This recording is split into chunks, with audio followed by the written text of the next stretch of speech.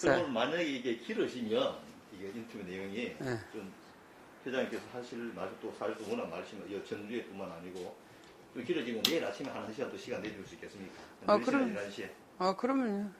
일단 진행되는 거 보고 그러면 예. 저희들이 1차를 좀 자르고 네. 내일 아침에 한 1시간 정도 더 하는 그러시죠. 먼저 양해를 좀 구하겠습니다. 예. 그리고 뭐 내용은 회장님 아신 대로 말씀하시면 되고 보통 본인이 하셨던 걸 모르면 넘어가시면 됩니다. 일단. 네. 저희가 마스크 하니까. 예. 회장 마스크 좀 벗어야 될 것 같아요. 저희들이 예. 다 하고 있어요. 벌써? 예. 이게 이제 앞으로는 또 영상 시대이기 때문에 아주 요즘은 기본적으로 저희들이 영상을 기본적으로 해가지고 네. 이분은 영상 전문 서울 업체 네. 사장님이시고 저희들이 이 비즈니스 때문에 아. 같이 결합되어 있습니다. 업체에서 오셨네, 그럼? 예. 학교 소속은 아닙니다. 저희들이 부탁드리고. 학교에서는 이제 박사님만 오시고. 저하고 제가 우리 연구원하고. 연구원하고. 예. 그럼 이상주 총장님 계셨을 때도 계셨었어요? 예. 그때는 없었고 제가 이제 고등학교 선생을 하다 때 대학 옮겨가지고 이상주 선생 총장 인터뷰를 했습니다. 인터뷰가 아니라 그 당시에는 여기 와서 밥을 안 먹었기 때문에 그 양반 얘기를 내가 하는 거예요. 그 양반이 참 앞서가시는 분이었어요. 우리 큰딸내미 줄에도 그 양반이 쓰셨어요. 네. 그리고 내가 학생회장 했습니다. 그 경영대학원에, 울산대학교. 그건 나중에 좀 얘기해 주실 거 보면 제가 네. 질문드리겠습니다. 그때 내가 학생회장을 하고 있었는데, 그 양반한테 많은 걸 배운 거예요. 이상주 총장한테. 산학연이라고 하는 걸 배웠어요. 산학연. 그 당시에는 좀 활성 안 됐을 텐데. 그럼요. 90 초반이니까. 그 양반은 대단한 분이셔요. 그래서 지금 밥을 여기서 안 먹고 있다라고 하면 산학연이 안 되는 거예요. 왜. 교수님은. 회장이 너무 바쁘신 것 같아가지고. 그래서 저희들이 조금. 이게 밥은 산학연이 제대로 되려면 지나가다가라도 이 밥 좀 주시오 하고 이렇게 와야 되는 거예요. 이 철자로 철자 많이 있는데. 이건 그 양반한테 배운 거예요. 아주. 그 말씀 좀 나중에 될까? 그럼 시작해도. 네. 아산 관련 구술 자료 수집 사업, 아산 증균관화 그리고 현대그룹 성장 사람 주제를 가지고 오늘은 전 현대건설, 또 현대정보 상무이사를 역임하셨고 현 우신산업 주식회사 회장으로 계시는 국중하 선생님 모시고 인터뷰를 진행하도록 하겠습니다. 오늘 날짜는 2022년 12월 1일입니다. 구술과 정리의 편을 위해서 이제 구술자, 그건 면남자, 네. 우리 아산은 창업자, 네. 그래서 용어를 좀 정리해 네. 주겠습니다. 일단 먼저 구술자의 개인 생애에 대해서 여쭤보도록 하겠습니다. 생년월일과 고향에 대해서 좀 말씀해 주십시오. 1936년 2월 15일 생입니다. 고향은 옥구군 서수면이에요. 전라북도. 옥구군 서수면. 네. 그럼 여기는 조상 대대로 내려오는 고향입니까? 그렇죠. 네. 그럼 이곳에 뿌리 내린 지는 대충 뭐 어느 정도 몇 백년 정도 된가요? 우리 아버님은 완주군 여기가 완주군이거든요. 네. 완주군에서 태어나시고 완주군에 뿌리가 있는데 아버님은 옥구군 서수면은 군산 옆에니까 그쪽으로 이사가고 저를 낳았어요. 예. 그러니까 저만 옥구군 서수면이고 우리 아버님은 여기 완주군이거든요. 그러니까 대대로 여기서 살으신 거죠. 완주군에서. 예. 그러면 그 어릴 때 좀 가정 형편은 좀 어떤 편이었어요? 가정 형편은 잘 살았어요. 부잣집 막내 아들이에요, 제가. 그럼 형제가 몇 남 몇 녀? 8남매요. 8남매. 네. 몇째? 막내. 막내. 예. 근데 그 당시에는 참 초근 목피로 연명할 때잖아요. 근데 저희 집은 잘 살았어요. 아버님이 여기 고산 하면은 완주군 고산이라고 하면은 고사리. 아니 고산 높을 꽃자고 몇 산자. 예. 고산 하면 어렸을 때 들은 이야기가 엄청 산중에 있었거든요. 이게. 길도 없었고요. 예. 차가 없는 건 말할 수도 없고 그래서 어렸을 때 들으니까 앞사는 턱을 고이고 뒷사는 덜미를 치는 고사이라고 그랬어요. 그만큼 예지다. 그렇게 의지고 진짜 촌이죠. 산은 높고. 그런 데가 이제 우리 선산도 있고 다 해서 나는 소순면에서 그 선산에 올라오면 그냥 작은 다리로 어른들 뒤따라서 졸랑졸랑 따라 이렇게 오면 하루 종일 왔었어요. 그렇게 자랐는데 우리 아버님이 일찍이 눈을 뜨셔가지고 진짜 그 들녘으로 오신 거예요. 산속에서. 그래서 오셔가지고 이제 장사도 하시고 사업, 이제 지금으로 말하면 사업이지. 그리고 두부 공장도 하고. 그때는 보릿고개 넘기기가 그렇게 어려운데 두부 공장을 했으니까 부자였었죠. 그리고 농사 많이 지면 부자였어요. 그 당시에는. 딴 거 없어요. 농사만 많이 지면. 근데 저희 집, 저 어렸을 때 내 옷을 옆집 사람이 다 갖다 입기도 하고, 우리 어머님이 또 돈이 많아가지고 그 돈을 안 쓴 사람이 거의 없어요. 처리로 해서. 고리가 아니라 처리로. 그래서 부잣집 막내 아들이었어요. 그랬는데, 이제, 저는 조금 특이합니다. 고등학교 2학년 때, 선생님, 그래서 선생님이 굉장히 중요해요. 선생님 말씀 따라서 제가 방향을 바꾼 거예요. 인생, 철학이.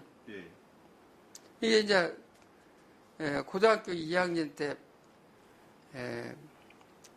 선생님이 새카만 흙판 앞에서 하얀 백목 가지고 가르칠 때예요.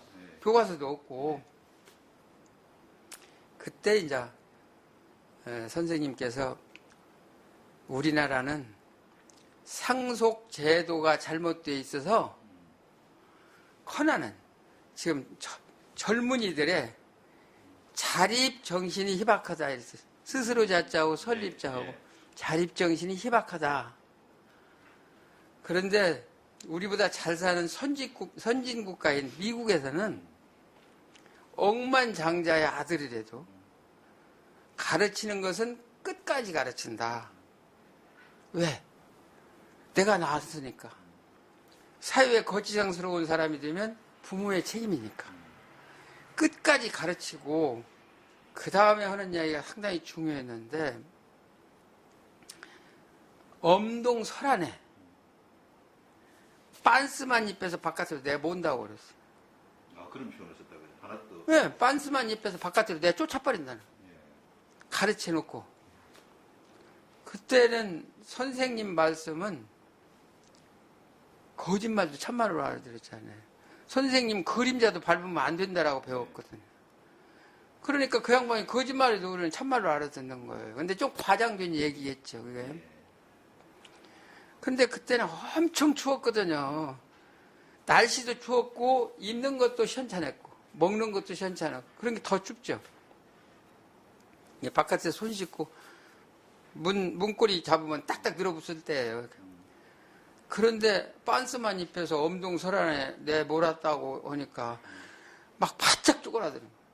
야, 어떻게 살으라고. 얼어 죽을 거 아니냐, 막. 그렇게 하고, 나가서 지가 자립해서 결혼도 지가 하고, 결혼식장 다 만들어 놓고, 어머니, 아버지 모시라요. 자기가 이제 결혼식을 하는데 두 분을 모시는 거예요. 그전에는 두 분이 전부 다 장만해갖고 이렇게 하잖아요. 그렇게 하면 안 된다라는 얘기예요. 그래서 그 말씀 듣고 이제 나는 상속을 거부해야겠다. 이래가지고 그 어렸을 때 집에 와서 부잣집 막내 아들이라고 했잖아요. 쟤는 굉장히 큰 소리를 한 것 같은데 사실은 막 기어 들어가는 소리를 했을 거예요. 왜냐하면 아버지가 엄했거든요. 때리거나 그러진 않았는데 이렇게 굉장히 엄하시게 키웠어요.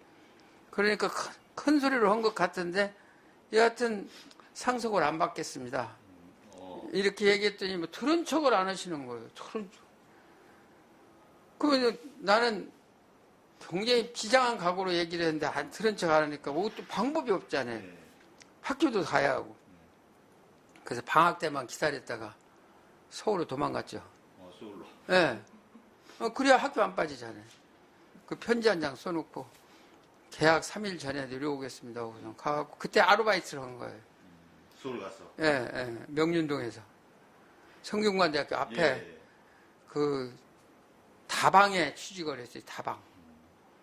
그 당시 성균관 그 종로가 수도가 없었을 때 그 작두 샘물 있잖아요. 예. 2층이 다방인데 물을 얼마나 많이 써요. 올려. 그런데 양쪽 바켓으로 담아서 이제 올리는 거. 나 고등학교 2학년이니까 힘은 있으니까 그거 들고 다녔잖아요.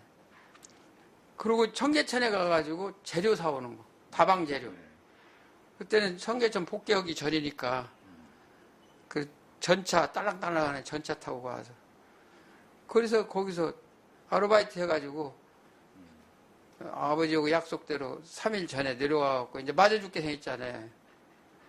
막 엎드려서 고개를 들지를 못했는데 아버님이 너 고개 좀 들어봐라. 그때 가만히 보니까 때리지는 않을 것 같아요.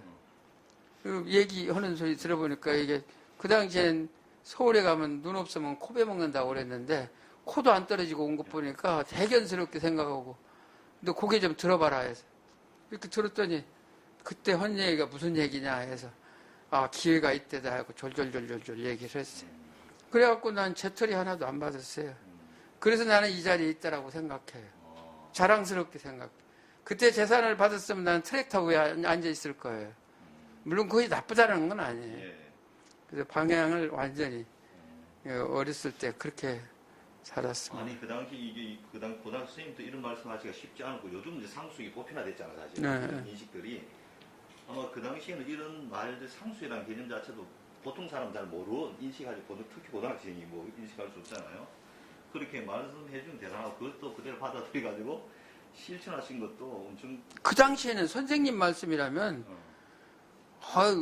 그림자도 밟으면 안 됐었다니까요. 그런 실제로 그 이후로 그 부모님부터 그대로 했어요. 한 푼도 안 받고. 한 푼도 안 받고 내가 다 돈 벌어가지고 결혼식장 다 준비해놓고 아버지는 돌아가시고 안 계시고 어머니만 계시는데 어머니 형님 모시고 그렇게 결혼식하고 그 다음에 수덕사라고 있어요.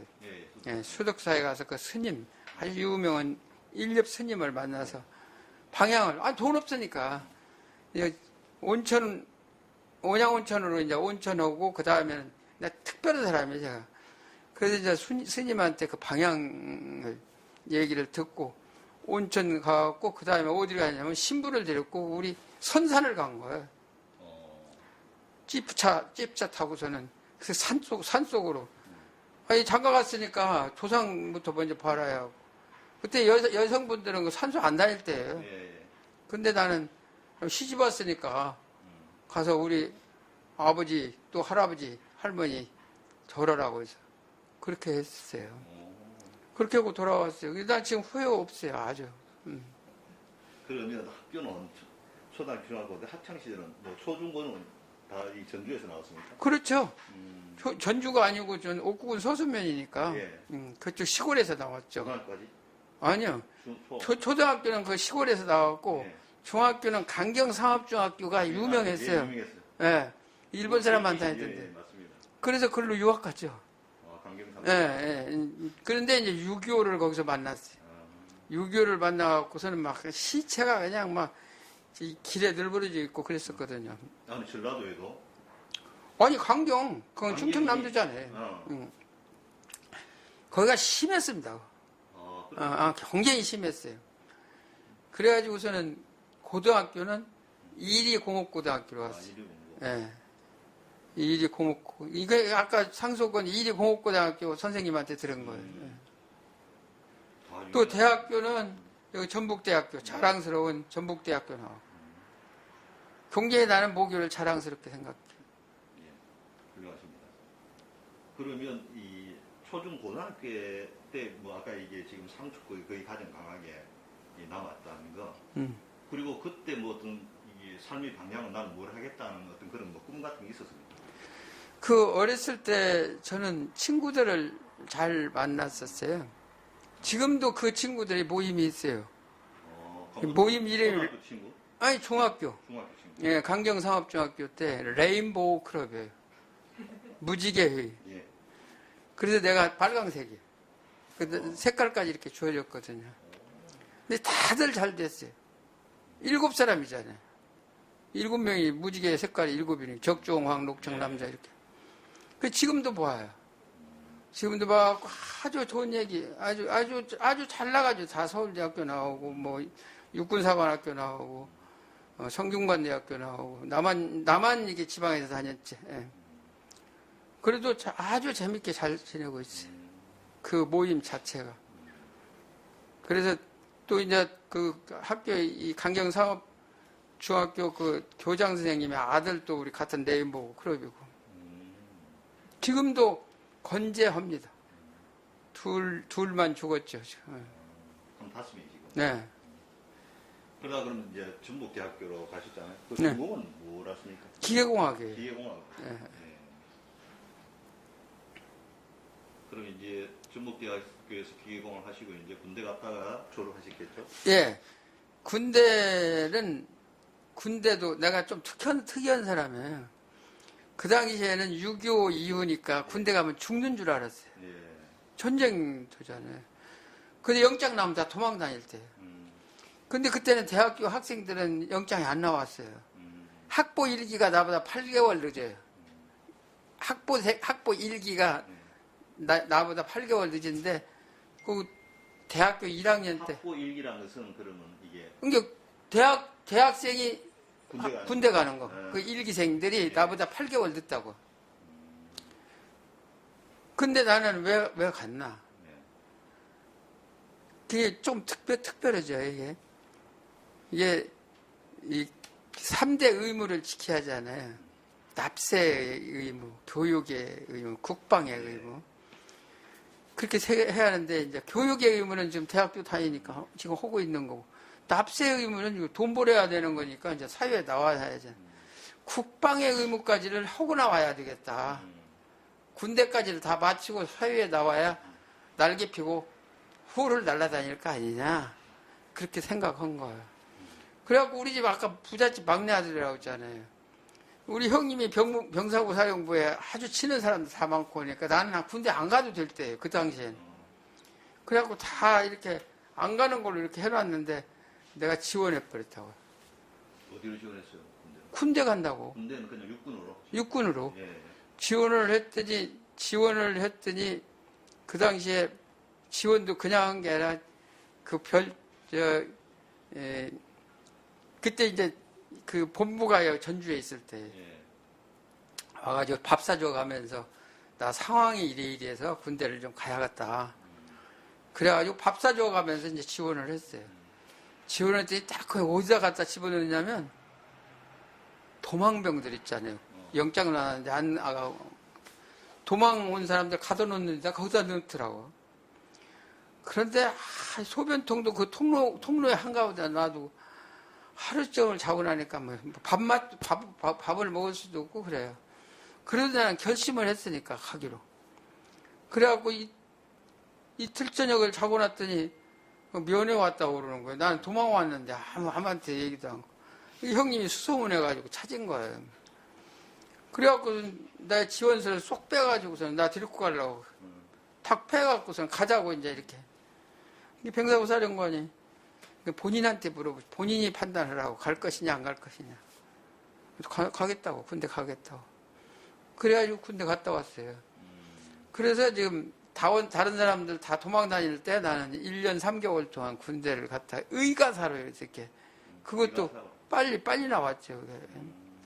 그렇게 해서 국방의 의무를 마쳤어요. 그 다음에 또 하나 특이한 게 있어요. 아무것도 없이 이제 상속도 거부하고 했으니까 결혼을 해야 하는데 우리 집사람은 교편 잡고 있었거든요. 그 내가 아무것도 집도 없고 아무것도 없으니까 아무것도 가지고 오지 말라고 그랬어요. 가지고 와봐야 놀 자리가 없잖아요. 그 당시에는 이제 농이불 옷을 잔뜩 해갖고 동네 사람들한테 자랑할 때입니다. 이게 뭐지 저고리를 몇 개 하고 근데 절대 놀 자리도 없으니까 사철 한 벌씩이라든가 그것만 가지고 오고 이불은 있어야 자니까 이불 가져가고 쇠방살이 했잖아요. 쇠방살이 하는데 놀 자리가 없잖아요. 방 하나 이제 그렇게 시작해서 독립채산제라고 하는 걸 실시했어요. 부부가. 네, 독립채산제. 독립채산. 왜냐면 집사람은 교편 잡고 있고 나는 호남비료 주식회사에 취직을 했어요. 그럼 대학 졸업하고 바로 호남. 바로 갔죠, 바로. 예. 졸업하자마자. 졸업하고 호남. 예. 호남비료 주식회사가 그 당시에 우리나라에 충호비, 충주비료 공장하고 호남비료가 우리나라의 최고의 직장이었어요. 예. 한전 석탄공사 뭐 이런 것들도 있었지만 최고의 직장에 있었다고. 이게 에리트들만 가는 데예요. 거기 들어갔다고요. 그러니까 호남비료 가서 5년 동안 있으면서 많은 걸 배웠어요. 많은 것을 배웠는데 그 배운다라고 하는 것을 이제 관점을 잘 잡아야 돼. 죽을 때까지 배운다라고 하는 거. 왜 주위 환경이 엄청나게 변화하니까 학교에서 배우는 거는 기본밖에 못 배워요. 제 아무리 뭐 기본 이상은 뭐 예를 들어 춤을 배운다라고 하면 기본 스텝만 배우는 게 학교예요. 정규 학교. 그 다음에 응용 스텝은 나와서 죽을 때까지 배워야 돼. 그거 똑같아요. 그러니까 대학 아무리 좋은 대학을 나왔더라도 대학 나와서 아무것도 그 다음에 후속 배우지를 않으면 한 3년 지나면 안 나온 사람하고 똑같아요. 그러니까 예. 지속적으로 배워야 돼요. 아까 그럼 이제 결혼하자마자 독립채산제를 하자 했을 때 예. 그 사모님은 반대하지 않았습니까? 보통 뭐 부부 그 당시는 특히 반대하려면 나한테 시집을 못 오죠. 시집을 왔다라는 거는 반대를 안 하니까 왔죠. 나는 아무것도 없다라고 했죠. 나는 상속을 거부했기 때문에 아무것도 몸뚱이밖에 없다. 근데 호남비료에 다닌다. 근데 이제 우리 집사람 남편, 우리 집사람 친구가 또 직장에 같이 있던 사람 남편이 나하고 같이 호남비료에 있었어요. 그 사람들이 중시를 한 거예요. 호남비료 같이 이렇게 좋은 데가 있는데 막 이렇게 만나자. 그래가지고 이렇게 했기 때문에 다 알고 이렇게 왔으니까. 제가 여쭤본 것은 요즘도 그런 게 쉽지 않거든요, 사실은. 젊은 친구들. 쉽지 않죠. 그래서 선생님 말씀이 중요하다라니까. 방향을 이렇게 틀어놓은 거예요. 선생님이 잘못 가르쳐 놓으면 이제 몽뚱언니로 가는 거죠. 그럼 호남비료가 그 당시에는 우리나라 뭐 기업도 별로 없을 때니까 위상은 대단했다는 것은 뭐. 대단했어요. 그 당시에 이제 면석이들이 제일 우리 집은 잘 살았으니까 면석이들이 우리 집에 살다시피 했는데 그때 급료가 제일 많았거든요. 면석. 8배 했어. 그 면석이의 급료의 8배. 호남비료. 초봉이. 그러니까 거기 가서도 호남비료 가서도 내가 뭐 나만 사는 게 아니라 내가 도와줬어요. 충주에 충주대학교 다니는 이선녀라고 하는 여자 있어요. 저 아버지는 대한민국 사람이고 저 어머니는 일본 여자예요. 근데 엄청나게 머리가 좋아. 기타도 잘 치고. 아니 근데 애정이 있어서 도와준 건 아니에요, 사실. 근데 그 사람 뭐 친척하고 나하고 같이 호남비료에 같이 있었는데 사정을 들어보니까 굉장히 딱한 사정이 있어서 등록금을 내가 다 대줬어요. 그러니까 아무것도 없는 사람이 8배나 면석이에 8배나 받으니까 실컷 쓰고 춤추고 별짓 다 해도 남는 거예요. 그럼 어떻든 호남비료는 계속 하니까 그다음 호남비료에서 바로 현대로 온 거예요? 아니요. 그다음 어디 갔습니까? 그 다음에 한국종합기술개발공사로 갔어요. 그 공사. 예, 그 5년 동안 호남비료에서 많은 것을 배웠고 예. 그 다음에는 이제 박정희 대통령께서 우리나라가 충호비를 이렇게 치다가 보니까 턴키 베이스로 발주를 했잖아요. 그러니까 우리나라 있는 것도 모래까지 실어왔어요. 모래까지. 외국에서. 예. 그러니 이게 모타를 예를 들어서 5만 원짜리를 5만 원에 사온 것인지 5천 원짜리를 모르고 우리가 5만 원을 주고 사는 것인지 알고나 돌리자. 그러려면 종합기술 개발이 있어야 되겠다. 그래야 이거 얼마짜리를 얼마에 사왔는가를 알지. 지금 알지도 못하고 돌리고 있으니까. 그래서 13개 국영기업체가 있었어요. 그 당시에. 13개 국영기업체에서 투자를 해서 만든 것이 한국종합기술개발공사예요. 근데 거기는 수익을 내는 회사가 아니에요. 예. 아까 얘기대로 기술의 전당입니다. 예. 기술의 전당. 그러니까 공부하는 것이 근무예요.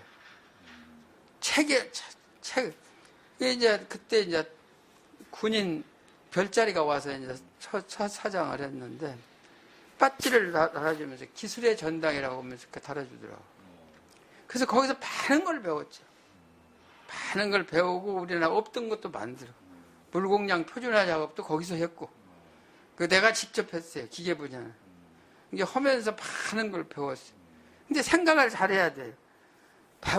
아까 죽을 때까지 배워야 한다라고 했잖아요.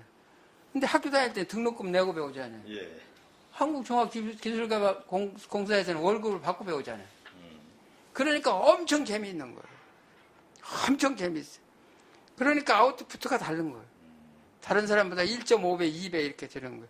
그러니까 경영주가 좋아하는 거예요. 정중 회장님이 왜 좋아했겠어, 나를. 나야 자랑스러운 전북대학이라고 하지만 그냥 그때 전북대학이 보이지도 않아. 저 연고대나 보니까 이거 안 보이지도 않아. 그런데 나는 거기서 자랑스러운 전북대학교라고 했어요. 이 학교가 문제가 아니잖아요. 그러면 그러다 이제 현대로 오게 된 거예요. 아니에요. 또 하나 딴 데로 갔죠. 네. 그 다음 또 어떻게 갔어요? 거기서 5년 동안 있었단 말이에요. 예. 참 많은 걸 배웠어요. 거기서. 예. 배우기도 하고 진짜 이게 사는 재미구나. 예, 보람도 느끼기도 하고. 물공량 표준화 작업이라는 게 뭐냐면 적산 자료입니다. 아. 표준 자료. 예. 셈표. 셈표. 예. 뭐 견적 내고 할 때. 근데 그걸 우리가 만든 거예요. 한국종합기술. 견적 같은 거 저희 만들어요. 거의 없을 거 아니에요. 어떤 거. 아니, 그 자료를 우리가 직접 물공량 표준화를 했다니까요. 용접사가, 예를 들어 용접사가 용접을 하는 네트워크 타임이 얼마나 1m를 하는데, 아니면 그 용접하기 위해서 시간은 얼마나 걸리는지. 이거를 전부 스톱워치 하고 챈 거예요. 저 화력발전소 건설하는데 가고. 근데 그게 맞습니까? 안 맞아요. 그래서 그 놈으로 해보니까 그 전에 하던 적산 재료가 있잖아요. 옛날에 하던 거. 그거에 10분의 1도 안 되는 거예요. 그러면 그 전에 했던 건 다 도둑놈들이잖아요. 그러면서 2배로 늘리기도 하고 별짓 다 해갖고 만든 것이 우리가 만든 적산 재료예요. 지금 그걸 쓰고 있는 겁니다. 이제 그런 것들을 거기서 많은 걸 배웠어요. 그랬는데 그 당시에 이제 이우락 씨가 정부부장을 했었잖아요. 김용산 씨가 극동건설 사장을 했어요. 용산. 네. 김용산. 예. 그 양반 대단했어요. 이 극동건설이에요? 극동건설, 극동. 예. 그게 현대보다 컸어요. 그 당시에는. 현대는 저 밑에가 있어요. 그 김용산이 만달라면 정중훈 회장님이 그냥 급신급신하고 그랬어. 왜냐하면 정보부가 그때는 다 했잖아요. 근데 뭐 아삼육이 그냥 딱 붙어가고. 그래서 극동건설이 제일 컸는데 포항종합제철을 짓는다고 했는데 거기서 제철소 큰 공장을 맡은 거예요. 극동건설에서. 사람이 있어야지. 나를 뽑아간 거예요. 픽업 당해서 그렇게 한 거예요. 제가 기계과장으로 갔죠. 그래서 그 1년 동안에 거기서 일하면서 또 많은 걸 배웠어요. 포스코에서. 박태준 씨가 그 참 대단한 것을 하신 거예요. 포스코에 박태준 씨가 불량이 나서 무슨 건물 다 지어놓고라도 그냥 다이나마이트로 폭발시켜버렸다고요. 그 불량이 난 그 부분을. 우리만 있는데 하는 게 아니라 모든 그 납품업체들 있잖아요. 다 보는 데서. 이게 불량 내면 안 된다라고 하는 그런 식으로. 그래서 거기서 그 당시에는 뭐, 불량 안 낼 수가 없었던 처음에. 기술이라는 게 없었으니까. 그래서 거기서 이제 1년 동안 김용산 씨가 원하는 만큼 다 해놓고 그 다음에 현대건설 기획과장으로 간 거예요. 현대건설 기획과장. 예. 이때가 몇 년도쯤 됩니까? 그거요?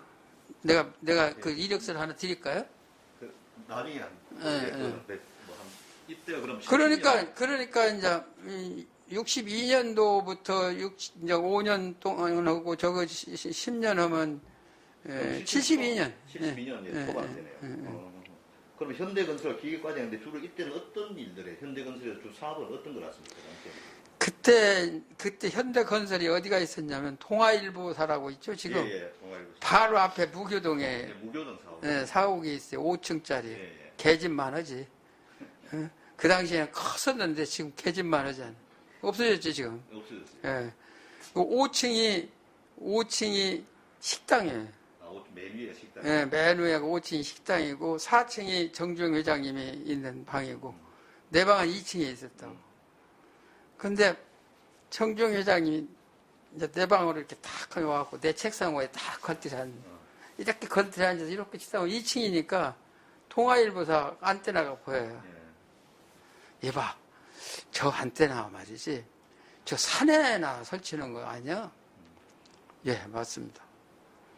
근데 그 당시에 이제 현대중공업이라는 게 없었으니까, 그래서 중공업을 건설해야 되겠는데, 강제만 해도 5만 톤이 넘는단 말이에요. 지금은 5만 톤이야. 그까지가 얼마이지만, 그 당시에는 엄청 컸어요.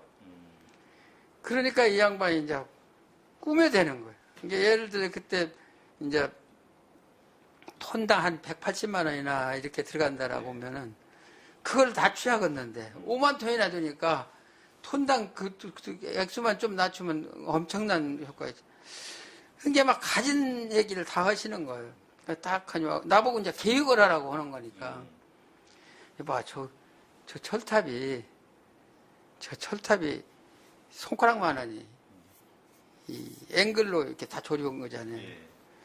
근데 저것이 송전탑 하려면 산속이나 산 밑에나 이런 데 하기 때문에 기계 장비도 못 쓰고 참 뭐 로프에다 감아서 올리고 이러는데 저거 10만 원 미만에 한데 국제그룹의 암흑에는. 그런데 우리 현대중공업 기둥 하나가 몇 톤씩이요? 기둥 하나만 턱하게 세우면 몇 톤인데 그러면 훨씬 싸야 될 거 아니에요? 이렇게 묻는 거예요, 나한테. 그럼 그걸 뭐라고 얘기했어요? 어그리 해야죠. 맞습니다. 그런데 단서가 있습니다. 그런데 저 철탑은요, 국제규격입니다. 우리나라만 쓰는 것이 아니라 일본이나 미국이나 다 똑같습니다, 저게. 그래서 필요 없어도 그냥 몽땅 싸놔도 부재가 되는 거고, 우리 현대중공업 것은 하나밖에 없는 겁니다. 그 차이밖에 없습니다. 그러면 이제 자기 얘기는 다 충족이 된 거잖아요. 어그리를 했으니까. 저 회장님 말씀이 맞습니다. 그런데 단지 틀린 거는 저건 국제규격이고 우리는 하나밖에 없는 거. 그 차이입니다. 그러면 이제 이 양반이 말문이 막히니까 그냥 올라가요. 딴 얘기 이렇게 하고서는 올라가고. 그 다음에 또 뭘 연구해갖고 다시 또 내려오신다. 그 또 묻기도 하고. 그러면 그래서 이제 그 별도의 방법으로 굉장히 싸게 했어요. 현대중공업 그 건설하는 거를. 그런 식으로. 그래서 이제 그 양반이 나를 인정하기까지에는 그게 엄청 그렇게 완전히 그렇게 했기 때문에 인정이 되는 거예요. 본인이 느끼니까. 그래서 그 양반